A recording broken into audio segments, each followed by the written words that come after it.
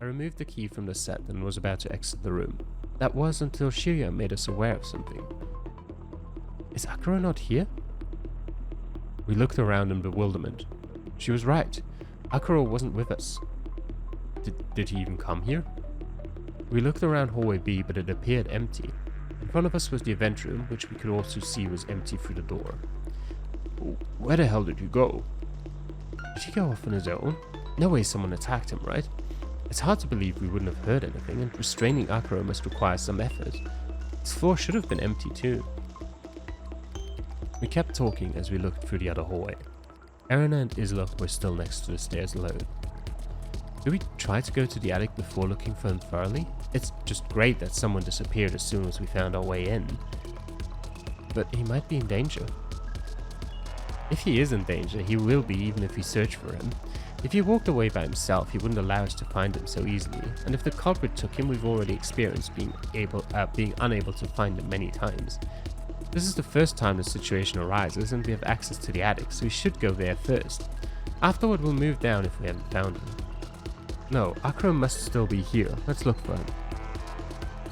Fine. You better have a very good reason if you separated from us on purpose. Do you really think he did? Isn't he incredibly suspicious? He's been cooperative, but he's felt out of place from the beginning. He showed no interest in anything going on here, but he got trapped because he'd arrived so early. What if, after they all moved out, Akira touched the Sekimeiya and traveled through time? Aren't you in the same position? No, but you are. I came here out of curiosity. Regardless, hallway B was empty when we entered Naomi's room. If a culprit took him by surprise, they would have had to come from behind not to be seen. Unless you want to say that maybe they materialized right behind Akira. It's very dubious that this happened. We looked through this entire floor a little while ago. But the Sekimeiya is still here. What other reason could he have to vanish like that? I don't know. To make us waste time? Isn't that what the culprit has been doing from the beginning?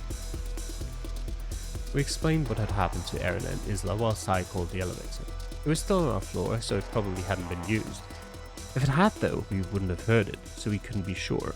Erina and Isla would have just had to miss the button lighting up for a couple seconds. He suddenly disappeared? Nobody could have gone up. Lend me the key, Atsuki. I want to see if it fits. Here. I gave him the big brown key that I'd detached from the keyring. Sai took it and attempted to insert it in the keyhole inside the elevator. You are correct. It's this one. As he turned it, the 7th button lit up, indicating it had become available. Seriously, that's very strange. I'm not sure you understand how restricted that place is. I'm not certain we should even go. Oh, we will go, but first we'll see if we can find Akira here.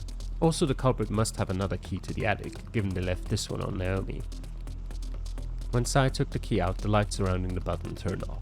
Then he handed it back to me. As I put it in my pocket, he started closing the elevator door very slowly and let go of it before it had been fully closed.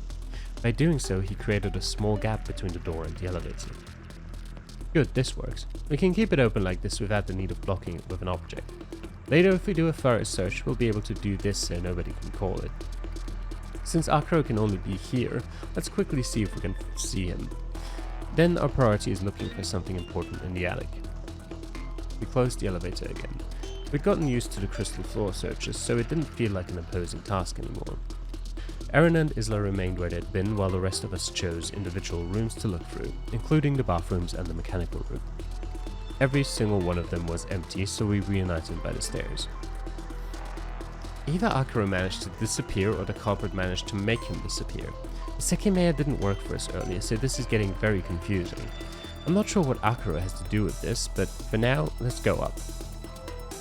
All of us can't be in the elevator at the same time, so let's walk up and enter through the main door. It would be better to be together. I agree. Without wasting time, we moved through the floors to get to the 6th. It was weird to see that Akira wasn't walking with us. Naomi's second appearance eclipsed the strangeness of his disappearance, but it was also something that I couldn't even begin to understand. The Sekimeiya didn't work for us earlier, so this is getting very confusing. Sai had implied the Sekimeiya must have caused Akira's disappearance, but there was an important discrepancy. It had been shut behind a glass. That meant that it couldn't only work the way we thought. Oh, I didn't see this door. It's my first time looking at it too. It looks sturdy. No way we'd be opening it without the key. They all looked at me. I took the key out of my pocket and inserted it into the keyhole. I'd been half expecting something to go wrong, but I was able to smoothly turn it and unlock the door to the mysterious attic. Sai quickly dragged the door open. There was a narrow staircase leading upward that obligated us to form a line. It's pretty dark. Do we need to go? These stairs are like this because there's no room directly above us. They had to link this door to the closest room. It wasn't an easy task, and there wasn't much space to make a wider staircase. You saw the attic earlier through the cameras. It's a very tidy floor in the layout of a normal household. Since not many people can access it, they didn't bother making a more pleasant entry. But won't we get in trouble for going in? We might. I will advise you not to keep going. It's a very restricted area, and I doubt Ashia will understand that our circumstances deemed it necessary. Sai, who was in front, kept walking up. The rest of us followed him and shortly saw that the stairs didn't continue for very long. We easily reached the top and found another door at our left. The space buff wasn't big enough for all of us, so Aaron and Isla could barely see it. Sai grabbed the old-looking handle and realized that the door was slightly open. Then he pushed it to open the last barrier that kept us from seeing what we were up against. A rusty sound creaked out as the door slowly opened. Sai had to put unusual strength into it as it kept getting stuck on the floor. Once he'd won his battle, I was able to see what was past it. It looked like an old living room, and not at all Japanese styled. A sofa with a suitcase on it quickly came into view, along with a few lamps hanging from the ceiling. I could see 2 more doors in the corner of the room, and as I kept scoping it thoroughly, I questioned why Sai hadn't yet moved. Wait up, look at the floor. I took it as if he'd been talking to me because I was the one with the best view inside. As soon as he pointed it out, I understood what he'd been looking at. There was someone here. What? Yeah, these are footprints on the floor. Someone must have been here.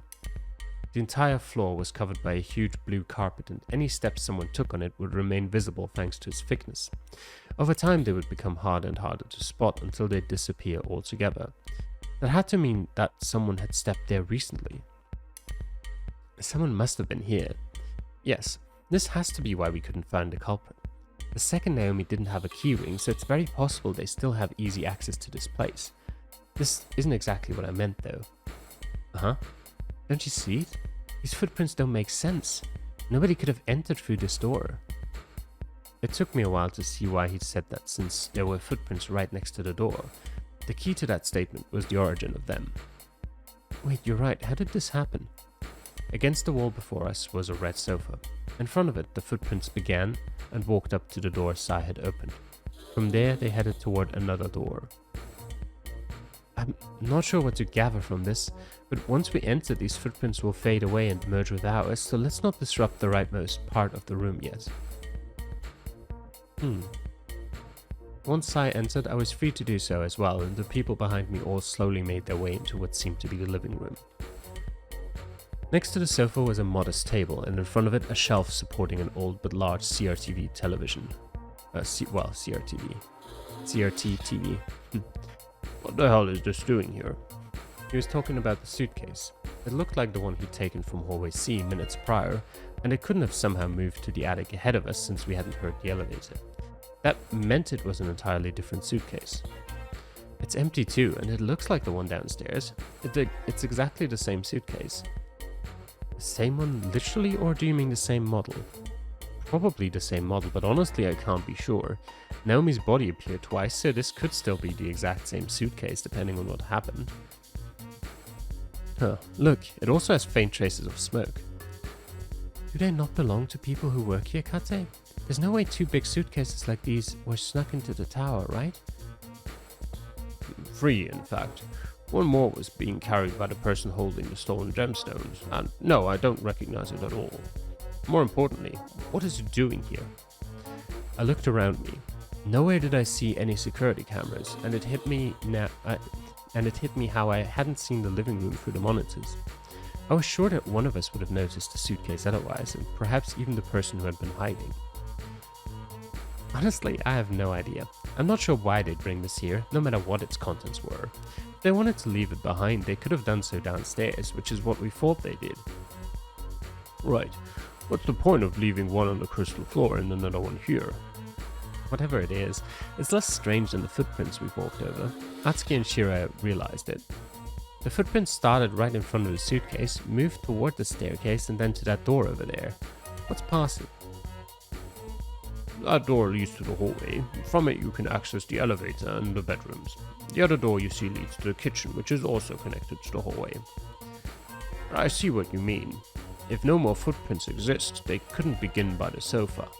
Unless they had time travel there. Well, no, they could. If someone spent a few hours on the sofa, the next time they walked around, their previous footprints would have faded away, so it would look as if the starting point had been the sofa itself. Or that. They could have also come from the kitchen, but they must have jumped onto the sofa to not leave footprints, which sounds bizarre. Sai, careful not to step on the pre-existing footprints, open the door to the kitchen. The floor here is different, so we won't be able to know if anyone came from the kitchen. Now, do we check everyone's shoes? What? Why do you think I preserved a few of these? Naturally, to check if one of us has been here already. Naomi's killer would have had a way in with the same key we used, or the one that the other Naomi might have had. These are barely recognizable though. We might not be able to compare them well. That's fine, the size itself should be enough. Strangely, nobody should have been able to enter this place through the stairs we just came from because no footprints start there. Sai opened the remaining door. Look, this hallway has a wooden floor too, and I can see the elevator right there. Using it, anyone could have come up here if they had the key. That sounded right. Our own footprints were still very much visible, telling us that they wouldn't fade too fast. The door had gotten stuck on the floor when Sai tried to open it, and the markings from that were still on the carpet. However, we had no way to tell if it had been opened earlier. There's no way to jump to the sofa from the staircase, so accepting Sai's claim was reasonable. I looked up to see if I could notice a ceiling opening to drop from, but I didn't spot anything. Before I agreed with him though, I recalled how we could have been up against a sly culprit who was trying to mislead and bait us to avoid being found. As the disappeared Akira had said, it felt as if they had been taunting us at times. So if their intention was to play with our reasoning again, they could have been able to make us think that the main door hadn't been used and that the elevator must have been the only method of entering. The key behind that was the state the footprints were in. They'd clearly been there for a while, so it wasn't simple to determine the way they were facing. Even though we'd all interpreted the sofa to be the starting point, that wasn't definitely the case. To trick us, the culprit could have consciously walked from the door to the sofa. From there, making it to the kitchen without stepping on the floor again seemed easy, and they could have gone around the room through the hallway, to exit through the main door. It sounded over the top, and it implied they'd left the suitcase there so that we would find it. But we still had to ask ourselves an important question. Why had the culprit left the key to the attic in Naomi's pocket when they had removed the key for the Sekimeiya cabinet? If they had known that we were going to look at the room, they might have prepared something like that. However, I couldn't think of a goal, as the fact that they hadn't come from the main door didn't seem to contradict anything yet. The more I stared at the footprints, the more I doubted whether they could have been facing the way I was thinking. I wasn't sure anymore, but I was confident that only one pair of shoes had left them. If they could have been backward though, there were more arrangements. Perhaps they'd entered from the staircase, had gone to the hallway to use the elevator down, and had quickly returned from the staircase to walk to the sofa. Are you gonna show me your shoes, or will you make me compare your footprints? Look, mine are a little bigger. See? It's very simple. Fine, here. I know you're still suspecting me, but you must admit that mine are also considerably bigger. Where did you steal these from? I'm not used to ruling you out so quickly, that's all. Unfortunately, we can't really look at Akira's for the moment, but I'm sure they'd be bigger too. Anyway, Atsuki, you're next on the suspicious list. And I just let you know about the attic key. Just show me your shoes. I'm pretty lost when it comes to the intentions of the culprit anyway. He looked at them, and once again there was no match. Cheerio? She left the footprint, and Sai looked at it for a few seconds with a conspicuous frown on his face. Yours are awfully close, but I can't say for sure they're the same. The size is at least very similar. So what? Are you gonna move me above ASCII on your list? This might give you enough points for that, but I'll admit I was only hoping for Kate's shoes to match. That would have meant a lot more than yours coinciding on this size. Anyway, Erina, mind playing along too? You can see mine are slightly bigger too. Alright, let's see if we can find something else then. Are you not gonna look at mine?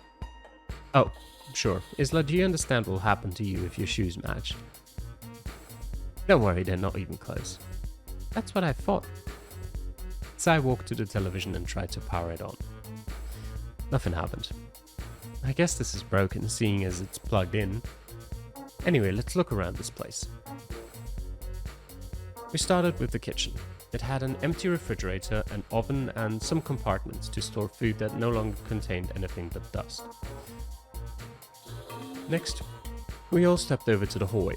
The floor was a little creaky and the walls were beige. Everything gave away that the floor was old, but it was still well preserved. This room used to serve as a storeroom, but it's empty now, and it seems the ceiling light stopped working. Pressing the switch isn't doing anything.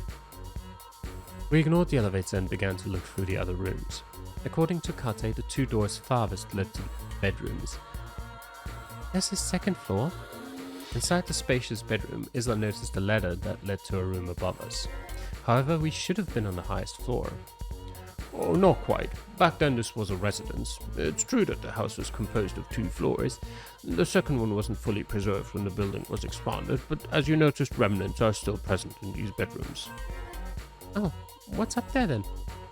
Another bedroom like this one. These were used as double bedrooms back in the day, so Ashia instructed not to demolish the higher ones. I felt the need to sit on the bed since I was pretty tired from not having slept all night. It wasn't very comfortable due to how long it had been unused for, but the sheets made it look like it was still maintained daily. I stood up as soon as I noticed a security camera recording me. I definitely recalled having seen the bedroom through the monitors. Shirya, Isla and I went up to the second level of the bedroom. As Kate had said, it looked very similar and there were only 2 beds in the closet. I opened the closet, given that we were still looking for Akaro, but it only contained a few articles of clothing. We went back down. Another door was in front of the bedroom. It led to a mirrored version of the bedroom I'd seen, and it also had a ladder. Above, nothing was different. That meant that there were effectively 4 bedrooms on the floor. The final area was the bathroom. It had a shower, a shelf, and a modest carpet on the floor. It was bigger and fancier than the ones below, but the door didn't have a locking mechanism. The entire floor had a simple layout. According to Kate, the household used to be quite bigger in the past, but what remained wasn't that much. At the same time, the hallway wasn't as long as the ones downstairs, meaning that the attic didn't make use of the whole space the large building provided, probably because it had been greatly expanded at one point. We'd looked through every room while someone had always remained in the hallway, so we determined that we were alone. Once we had finished, Sai called us from the elevator. There are light switches all around, but every light was turned on. Is that normal? Yeah, so it doesn't mean anyone turned them on separately. The lights turn off automatically at night, and every morning we manually turn them all on at once, including the attics. That's why the office floors were lit up as well. That sounds like a huge waste. After nodding, Kate stayed in the hallway's bend so that nobody could enter without being seen. We realized Sai had called the elevator as soon as we saw the button lighting up. Alright, so we haven't found anyone. That's fair. As we said earlier, we now need to make sure to thoroughly inspect every floor, so we'll leave the elevator here and disable it by keeping the door open. Just like he'd done downstairs, he held it with his hand so that it wouldn't close. Once he let go of it, the door didn't have the force to close itself and remained stationary. If we make it all the way down without finding anyone, we'll have to consider some pretty outlandish things. Until then, we have to expect to at least find Akaro. We entered the living room. Sai and Kate went through the kitchen, as it was the last place anyone could have hoped to sneak in through. What does this look like to you guys? I stopped them without giving them context. They weren't sure what I was referring to, so I made it clearer. The footprints, I mean. They can look like an impossibility, but there's a very easy explanation for them, right? Teleportation? Yes. As I said. Very easy. Well, it is easy, I suppose. Earlier, I did consider the culprit having teleported to the attic. If they appeared next to the sofa, that would be the natural beginning of their footprints. Here's something else. These footprints probably belong to a woman. What's your shoe size, Shira? Oh, 6.5. And the only other person we know who could have a similar shoe size is Naomi. Furthermore, we found 2 Naomis, and in a sofa where she would have teleported to, there's a suitcase that we've also seen before. See, this is what I told you guys earlier. Naomi had the suitcase from the beginning. Once she teleported or time traveled to this living room, the suitcase was replicated and she must have left it here. Are you just gung-ho about time travel now? You were ridiculing Atsuki for it earlier. Well, it's become clear that something strange is going on. These footprints are even further proof. If this is what's happened, Naomi must have traveled here while she was holding the suitcase. So before we found it on the crystal floor, this would mean that 2 Naomis have existed since long ago, and that not only did we miss both of them, but they were also killed. And let me tell you, there are some pesky contradictions down that line of thought. First, during the time Naomi could have been holding the suitcase, the Sekimeiya was in its cabinet. It wasn't locked inside, but we touched it and nothing happened to us. If that's how she time traveled up here, it again begs the question of, why did it work for her? Well, I'm assuming she would know how it works and therefore might be, more easily able to pull it off consistently. Honestly, I assumed that being outside the cabinet without its cold temperature was what made Sekimeiya transport Atsuki into the past. However, the fact that we found the Sekimeiya still in its cabinet minutes before seeing the suitcase might imply that was wrong. I'm not wrong, right? If Naomi touched it while it was out of the cabinet, we would have found it outside. The next contradiction is that what we talked about earlier. Naomi would have disappeared upon traveling, so we couldn't have found her corpse in the suitcase twice. I get what you're saying regarding the Sekimeiya, but after traveling back, she could have gone downstairs to pick it up from the floor. She would have known where she traveled from, so she could have returned it to the cabinet. Incorrect, I think. Remember what Kate said after we got to the Sekimeiya out of the cabinet? What did I say? That you had restored the elevator. According to you, the alarm disabled it. Oh, right, I gave it power again after I stopped trying to understand what had caused the power outage. I see. So Naomi couldn't have used the elevator before we saw the Sekimeiya in the cabinet, and right after that we saw the suitcase in hallway C, which probably means that Naomi would have already traveled. What? She could have just left through the staircase. No, I don't think so. It's likely that the first time we heard the elevator moving down, Naomi had used it from here. There's still no other explanation for that, and there's something else that makes me think she couldn't have exited through the door. That's the last contradiction I can point out. When Naomi traveled with the suitcase, it's very safe to assume she also had her keys. She had them before the smoke appeared, and when we found her first corpse, her cabinet key had been removed, but that probably only happened after she'd been killed. Now recall the footprints we found here. They began next to the sofa, went up to the staircase, and then toward the hallway door. Oh, so Naomi's first movements after appearing would have been to try to exit through the staircase. Exactly, and despite that she went back to the hallway. The reasonable explanation is that she didn't have the key to get out. Then why would she go to the door? To try to open it. Perhaps she thought she still had her keys, but when she went down the stairs and was about to take them out, she realized she didn't have them. Her only way out was through the elevator, so she moved back up and went to the hallway. Eventually, she must have used it when its power was restored. Since the footprints were all similar, there's only one other explanation that makes sense to me. She had the keys and exited the room. Then, either before or after that, she entered the attic again and went straight to the hallway. But the footprints were all in similar conditions, so there must not have been a lot of time between them. I'm not sure why she'd enter again only to use the elevator and go down. It's possible she wanted to avoid being noticed, but the elevator noise makes that pointless. She thought she'd have her keys then. Maybe she didn't know that much about the Sekimeiya even though she used it so early. I think that makes the most sense. She would have been the second Naomi we found. I still don't understand how we missed her if she was the one who took the elevator down or who killed her, but the truth is that we didn't find any keys on her body. And the culprit didn't remove them the first time, so they would have also left them if the second Naomi had them. It was what the footprints indicated, that she thought she had keys she didn't have. Had it been an effect of the travel itself, or had she lost them beforehand? Let's head back down for now. When we get to the crystal floor, we'll know if the footprints could have belonged to her. If not, she is gonna have to move up a few spots on the naughty list. There was no point in arguing that, so we made our way to the 6th floor. Through normal means, there was no way anyone could have remained in the attic, so for the first time we didn't have to worry about the elevator. We followed a very simple plan. Erin and Isla remained outside the office partitions while the rest of us looked through them. Only one person was needed for that, but by grouping up we avoided picking one single person to do the important and potentially dangerous job. Afterward we inspected the bathrooms.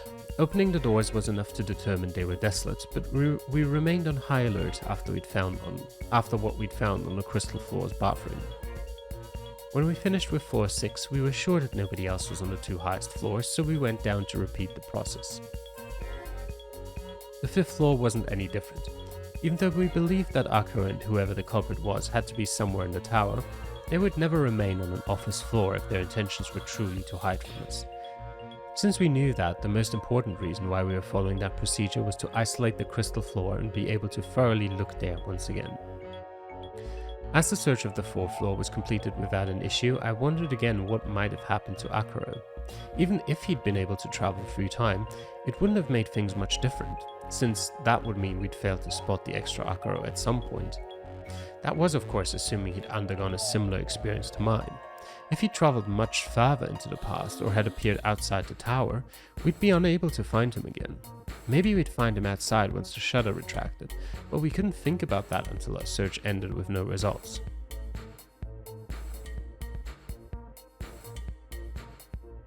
We hadn't found traces of a single person as we stepped on the last set of stairs, and unless we wanted to toss in the possibility of someone having recently teleported upstairs, nobody could have remained anywhere but on the crystal floor. There was no point in thinking that Erin and Isla could have let the culprit pass deliberately, so we put our full focus on the last floor. You say there's no point in thinking that. I was thinking that at some point. I wasn't thinking it very seriously, but they always making Erin and Isla keep watch on the staircase and everything. Would do you good to have someone else watch at least once, you know? You two stay here again. We'll quickly complete the search. We were about to begin when something caught our attention. From where we were, we could see that the door to the men's bathroom was slightly open. Did we leave it like that? The rest of us weren't sure either, but we'd all felt something was off. We still instructed Erin and Isla to stay next to the stairs and move to the bathroom with caution. Don't tell me Akira just went to the toilet. As soon as we peeked inside, we knew we'd been right. The door had been opened further. Next to Naomi's body was the toilet, and on top of it, Akira sat, focusing his gaze on the wall in front of him. When he saw us, he slowly turned his head to the door and stood up. Akira, what are you doing? Which she means, where the fuck did you go? He barely reacted to our words or presence. He slowly turned his head again and spent a few seconds in silence until he acknowledged us. Hey, I have a question. He took a bit of time to stand up. Keeping a plain expression and breathing deeply, seemingly to calm his nerves, he spoke. Sai, you had a wristwatch, right? What time is it? What? It's 11:36. 11:36, so it had been 16 minutes since we'd heard the noise in the event room. It felt like more time had passed since the contents of those minutes had been dense, but it didn't seem wrong. 11:36, I see. Of course, it appears you were wrong, Atsuki. We didn't travel through time. We? Did you travel too? No, I just said it. I think we just hallucinated or something. Oh, Akira, where were you? We were searching for you. Erin and Isla came to us once they realized we'd found something. From where we were, we could still see the stairs, so if someone went up, we'd at least spot them. You hallucinated? What exactly happened and why did you disappear? I disappeared? Right, it seemed as if I teleported and I heard some noise. I was still here though, and after that I just waited here until you appeared. Why did you wait here? What made you teleport? For some reason Akira appeared very unresponsive. Was the cause having teleported? It might have been a shock, but at no point had I experienced a similar effect. I looked around the hallways a bit, and then I felt like waiting here, and I'm not sure what caused it. Maybe it was the Sekimeiya. Are you sure? We touched it right before you vanished and nothing happened. Well, yeah, I'm not sure then. It doesn't make sense. I thought about it earlier. If you touched the Sekimeiya, why was it shut in the cabinet after you disappeared? Uh-huh. I don't know. Akira, just tell us exactly what happened. I am. It seemed as if I teleported and then I searched around a bit, very confused. I waited in here until you showed up. Nothing else, and the time says it clearly. I didn't time travel. At most I could have teleported, but I think something was wrong with me and I imagined it. You didn't imagine anything, you actually disappeared. No. I did imagine it. Teleporting is impossible. Well, we found the key to the attic. Naomi had it. We went up and looked for you, but we didn't find anything. I see. I had no idea what had happened to him. Had teleporting changed him so much? It wasn't easy to avoid thinking that he could have been making it all up. The Sekimeiya hadn't worked for us, so why would he have been able to travel? And according to him, he hadn't moved through time, just space. In other news, these shoes match. It's likely Naomi was in the attic. Shirya, don't you want to cover her body again? Huh? Oh, yes, we should do that too. We all looked at each other, wondering what to think. No cameras existed in the bathroom, but since they were functional in hallway C, it was probably fine to tamper a bit with the crime scene. However, Akira's question had come out of left field. Sai and Shirya went off on their own. They came back at the same time and Shirya was holding a velvet curtain. The Sekimeiya is still there. I touched it too and nothing happened. Akira, did you touch it? What caused your teleportation? I did. I think touching it is what triggered it. Why did you touch it? Didn't we all go to the next room? We had just touched it too. Did you want to steal it, maybe? As Shirya covered Naomi's body with the curtain, Akira took a few seconds to think about it. I was only curious since I hadn't personally touched it yet. I didn't expect anything to happen. And where did you appear? We searched for you. Somewhere in hallway C, I think. That's not possible. We searched all around this floor and you weren't here. Oh, that's right. I did see and hear you searching, but you didn't see me. I never left this floor. What? That should be impossible. It's not, because it's what I experienced myself. After that, I stayed here until now. I had no idea how to interpret his words. At my side, Naomi's body rested under a beautiful cloth that practically occupied the entire floor. Given the surroundings were still a bathroom, it wasn't the most respectful thing, but we couldn't do much else for her. So you didn't see the culprit or move up the floors? We entered the attic. Don't you want to go? No, not yet. You guys go and I'll follow in a bit. We can wait for you. No, please. Leave me alone for a bit longer. I'm still a bit curious about what this attic might be, so I'll go up shortly. Are you serious? You'll have some explaining to do. Yes, just leave me here for now.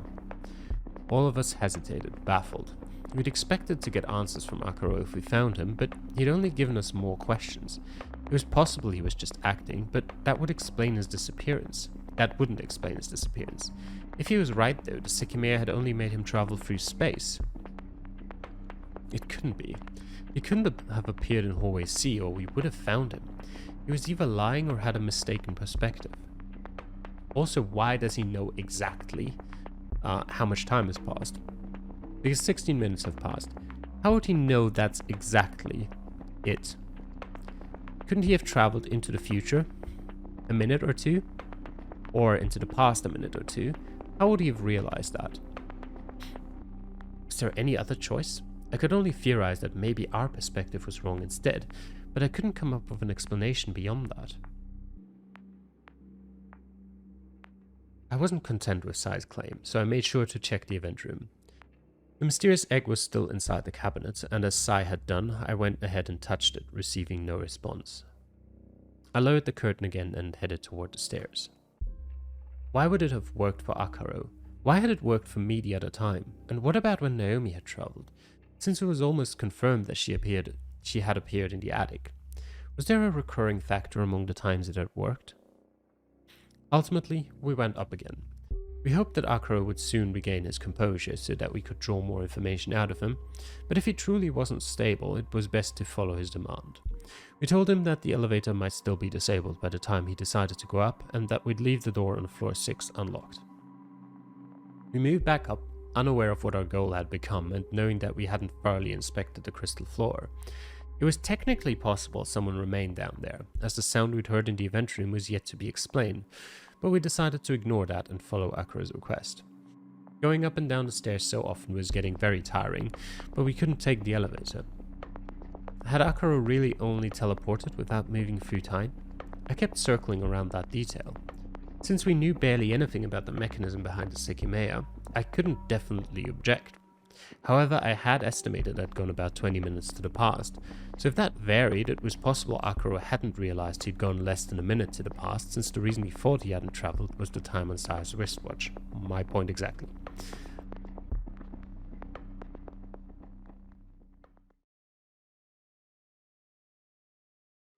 We entered the attic again. We left the door unlocked and the key was still inserted in its hole.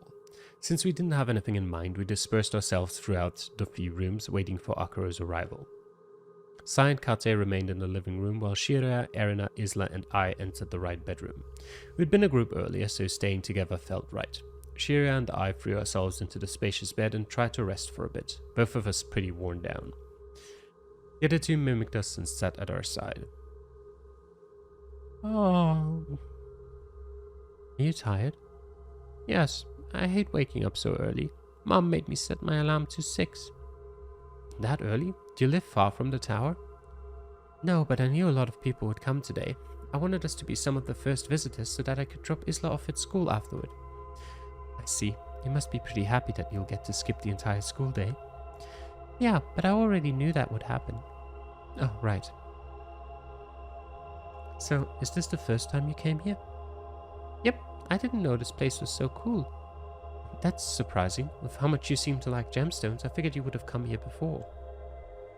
She's had many passing interests. She just got back from school one day and told me she wanted to come to this place.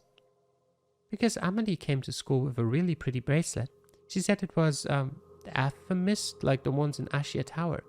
She let everyone touch it but me. I don't know why, but she doesn't like me. I see. That's why you looked so happy downstairs. I actually first told her that I didn't want to bring her here. I should have just stuck to that, but she kept mentioning it. And when she's infatuated with something, she doesn't talk about anything else, so I caved in too quickly. That was only when Amelie said that her parents wouldn't let her go see the Sekimeiya. She was saying really ugly things about her mum, but she always buys her anything she asks for. I don't get it. It's good that you're not like that. I'm sure she'll be embarrassed of that when she's older. Everyone really likes her though. I don't hate her, but she's really mean sometimes. So you live in Yushibana, right? You probably go to the same school Atsuki and I attended. There were some people like that when we were your age, but they all matured eventually. I think that's an effect of there being so few people. Oh, you went to my school? Do you know Miss Bisky? The teacher? Yeah. She still works there? I remember her, yeah. She was always very nice to us. She's my favorite teacher. I tell her that I met you two. I'm surprised she's still there. She was pretty old when she taught us. She knew we were going to come here, so she might be a bit worried if she heard about what happened. She's usually the person behind Isla's sudden interests. One day she told her that she has an aquarium at home, and there was no moment in the following weeks that she didn't bring up wanting to go to an aquarium. Do you remember how interested you became in fish out of nowhere? Where did that passion go? Did you read all the books I bought you? I still love them, and yes, I read all of them. Did you know that fish can get sunburned when they're near the surface? I prefer them pan-seared. Why are you all on the bed? We didn't inspect this floor very thoroughly, so you should be looking for clues. Why don't you do that? Sorry, I need to keep my eyes on Kata in case he kills Naomi a third time. Let me know if you find something. Sai is so weird. Yeah, maybe you should forget what I said about people here maturing. He doesn't go to our school, right? He's around our age, and I don't think I've seen him before. He might go to the one outside town. I don't know him either. Instead of following Sai's demand, we lay back on the bed. Unlike me, Shiraya had always been good at dealing with kids. The tone of her voice changed significantly when she talked to Isla. I wished the conversation would continue just so that I could keep hearing it. The three of them had all been holding something to contain their belongings. Just like Sai had his hip back, Shiraya wore a modest purse she'd had for a long time. Isla had a child-sized shoulder purse, and Erina had been holding a bigger black purse. Something caught my attention, so I stood back up. What are you looking at? That's mine. I couldn't see inside, sheer or airness, but Isla's had remained slightly open while she lay face up. Inside, something felt out of place. And what that is, we'll find out about the next time. For now, thanks for watching. I hope you enjoyed, and I'll see you guys again next time. Till then,